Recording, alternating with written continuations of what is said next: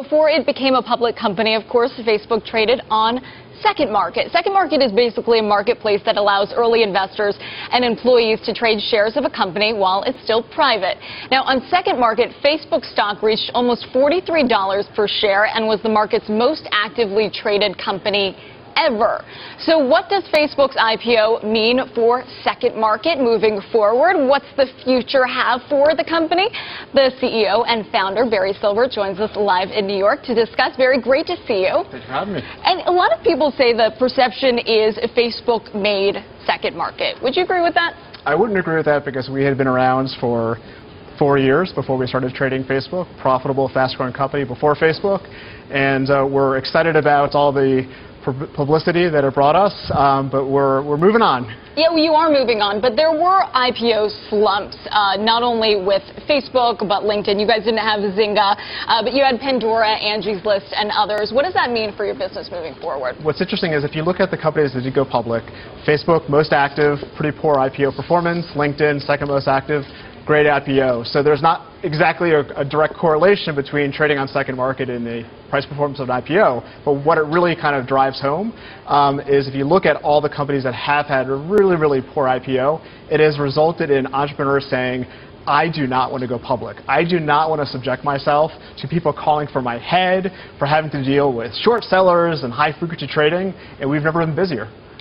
So if you've never been busier, there's so much distrust in the public markets post-Facebook, for example. Do you think that trickles over to the private markets? What's interesting is it's now taking twice as long to go public than it ever took.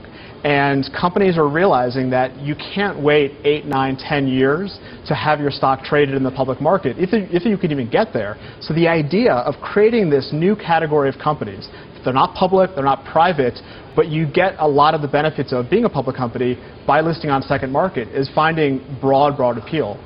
Many entrepreneurs are now realizing that they can get, again, kind of that liquidity without having to subject themselves to that public market, all the negatives of being a publicly traded company. So broad appeal to who? Institutional, retail investors? Well, so the SecondMarket marketplace, it's all about control for the company. So the company gets to decide when the market's open. So this is not a market that's open from 9:30 to 4 every day. For a lot of companies, it's a once-a-year auction.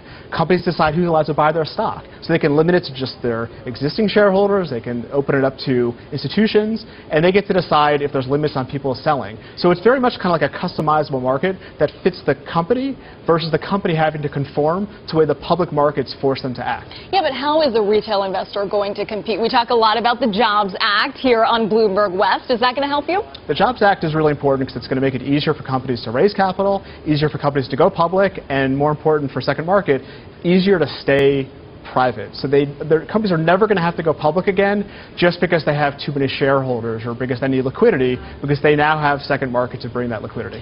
Who is an up-and-comer in your opinion? Because you're really on the pulse of the most actively traded private companies out there. So who's next? Well, I got to say, New York, the tech scene is exploding. It's really exciting. I think it's thanks in large part to the mayor, to Mayor Bloomberg, but you have great companies like Foursquare and Tumblr and Newton and Gilt and Etsy, very fast-growing companies doing innovative, disruptive things. We're seeing a lot of investor interest in all those companies, and there's a whole slew of up-and-comers like a Warby Parker, the eyeglass company, very cool, Skillshare, an exciting company. Great ecosystem growing here in New York. It's definitely a great ecosystem, and you are feeding part of that ecosystem. Barry Silbert, the CEO and founder of SecondMarket. And Emily, he was so kind enough, he basically works here. He teased the rest of our coverage out of New York this week. We are indeed talking to Foursquare. I was actually there earlier today. We are talking to Tumblr tomorrow. Thank you so much. We should put him on the payroll. So we are focusing, Emily, all this week on the buzzing, vivacious New York tech scene.